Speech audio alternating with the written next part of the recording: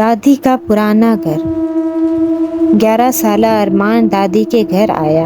اسے امید تھی کہ دادی بسکٹ کھلائے گی، ٹی وی چلائے گی، لیکن پھر اس نے وہ دروازہ دیکھا جس پر لکھا تھا، یہ دروازہ مت کھولو۔ ارمان دروازے کو غور سے دیکھتا ہے۔ دروازہ زنجیروں سے بندھا ہے اور ایک پرچی پر لکھا ہے، یہ دروازہ مت کھولنا، لیکن تجسس خوف سے زیادہ زور سے بولتا ہے، اور وہ دروازہ ارمان کو اس کے نام سے جیسے پکار رہا تھا۔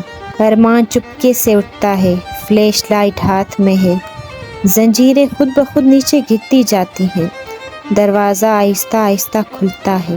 ارمان کمرے میں داخل ہوتا ہے جہاں کھلونے ہوا میں معلق ہیں، کرسیاں گھوم رہی ہیں اور ایک آئینہ ہے جس میں اس کا عکس نہیں بلکہ ایک مسکراتا ہوا ڈراونا ارمان ہے۔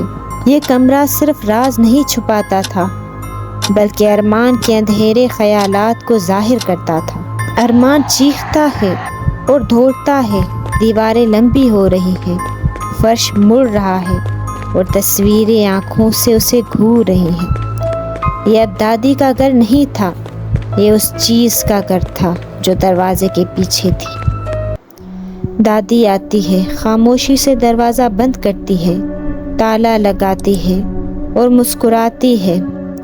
خوش قسمتی سے دادی کو اسے بند کرنے کا طریقہ آتا تھا، لیکن آئینے کے اندر دوسرا ارمان اب بھی مسکرا رہا ہے، جیسے انتظار کر رہا ہو، شاید اگلی بار کا۔